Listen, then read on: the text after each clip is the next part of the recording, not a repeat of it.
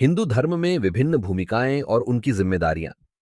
हिंदू धर्म में अन्य धर्मों की तरह केंद्रीकृत धर्म गुरुओं की परंपरा कम है, लेकिन आध्यात्मिक विद्वान और पुजारी की भूमिकाएं हैं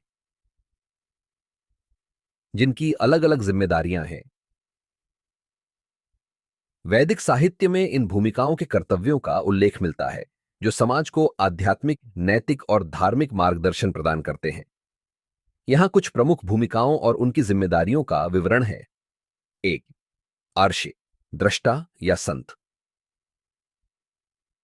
जिम्मेदारियां। आर्षि उच्च सम्मानित संत या दृष्टा होते हैं, जिन्हें दिव्य ज्ञान प्राप्त होता है और जिन्हें वैदिक मंत्रों का सृष्टा या प्रापक माना जाता है। वे गहन ध्यान में लीन रहते हैं, ब्रह्मांडीय सत्य को समझते हैं और समाज को धर्म के मार्ग पर चलने की प्रेरणा देते हैं। तो ब्राह्मण, पुजारी। जिम्मेदारियां। ब्राह्मण धार्मिक अनुष्ठान, यज्ञ करते हैं और वैदिक मंत्रों का पाठ करते हैं। वे वैदिक ज्ञान को संरक्षित और शिक्षित करने का कार्य करते हैं और समाज को अनुष्ठानों और आध्यात्मिक प्रथाओं में मार्गदर्शन प्रदान करते हैं। 3, आचार्य, शिक्षक या गुरु। जिम्मेदारियां। आचार्य वे आध्यात्मिक शिक्षक होते हैं जो वैदिक शिक्षा और ज्ञान को शिष्यों को देते हैं। वे धर्मशास्त्र, ध्यान और योग की शिक्षा देने का कार्य करते हैं और समाज में नैतिक मूल्यों का प्रसार करते हैं। 4, सन्यासी, वैरागी। जिम्मेदारियां। सन्यासी वे लोग होते हैं जो सांसारिक मोह को त्याग कर आध्यात्मिक साधना में लीन हो जाते हैं। वे मोक्ष प्राप्ति का मार्ग दिखाते हैं, समाज को त्याग और आत्मसंयम का उदाहरण प्रस्तुत करते हैं। 5, योगी, योग के साधक। जिम्मेदारियां।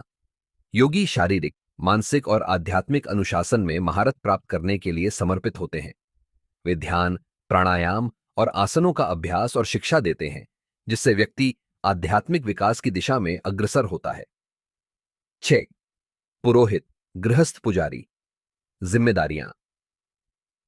पुरोहित विभिन्न पारिवारिक अनुष्ठान और समारोह जैसे पूजा, विवाह और श्राद्ध कर्म करते हैं। वे परिवार और समुदाय में धर्म की रक्षा करते हैं और व्यक्ति को दैनिक जीवन में धर्म का पालन करने में सहायता करते हैं। 7, पंडित, विद्वान या वेदपाठी। जिम्मेदारियां। पंडित वैदिक शास्त्रों के विद्वान होते हैं जो मंत्रों का पाठ, व्याख्या और शिक्षा देते हैं। वे ज्योतिष, अनुष्ठान और सामाजिक नैतिकता के मामलों में सलाहकार होते हैं। 8, स्वामी, मान्य आध्यात्मिक नेता या साधु। जिम्मेदारियां। स्वामी एक सन्यासी जीवन जीते हैं और अक्सर आध्यात्मिक समुदायों या आश्रमों का नेतृत्व करते हैं। वे धर्मोपदेश, प्रवचन देते हैं और व्यक्ति को आध्यात्मिक मार्गदर्शन प्रदान करते हैं। 9, जगत गुरु, विश्वगुरु। जिम्मेदारियां। जगत गुरु वह गुरु होते हैं जिन्हें वैदिक ज्ञान और दर्शन में गहरी समझ के लिए विश्व स्तर पर मान्यता प्राप्त होती है। वे समाज को सुधारने, शास्त्रों की व्याख्या करने और ज्ञान को संरक्षित करने के लिए मठों की स्थापना करते हैं। दन, शंकराचार्य, अद्वैत मठ के प्रमुख। जिम्मेदारियां। शंकराचार्य आदि शंकराचार्य द्वारा स्थापित मठों के प्रमुख होते हैं। वे अद्वैत वेदांत के ज्ञान का संरक्षण करते हैं, अनुयायियों का मार्गदर्शन करते हैं और धार्मिक परंपराओं और दर्शन को बनाए रखते हैं। 11, कुलगुरु, परिवार या समुदाय के गुरु। जिम्मेदारियां। कुलगुरु किसी विशेष परिवार या समुदाय के आध्यात्मिक सलाहकार होते हैं जो व्यक्तिगत संस्कार और नैतिक, आध्यात्मिक और धार्मिक मामलों में सलाह देते हैं। 12, महंत, मंदिर या धार्मिक समुदाय के प्रमुख। जिम्मेदारियां। महंत मंदिरों का प्रबंधन करते हैं, धार्मिक त्योहारों का आयोजन करते हैं और मंदिर समुदाय के कल्याण का ध्यान रखते हैं। वे मंदिर संपत्ति के संरक्षक होते हैं और दैनिक अनुष्ठानों की देखरेख करते हैं। 13, तपस्वी, वैरागी या साधक। जिम्मेदारियां। तपस्वी कठोर तपस्या करते हैं और एकांत में रहते हैं, ध्यान और आत्मसंयम का जीवन जीते हैं। वे समाज को आत्मसंयम और ईश्वरीय साधना का उदाहरण प्रस्तुत करते हैं। सारांश।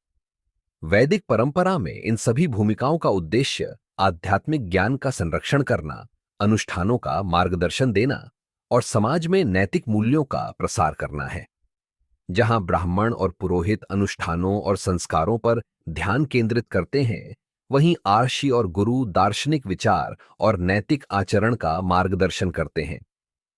सन्यासी और तपस्वी आत्म संयम और आध्यात्मिक आदर्शों का उदाहरण प्रस्तुत करते हैं, जिससे व्यक्ति को उच्च आध्यात्मिक सच्चाइयों की ओर प्रेरणा मिलती है।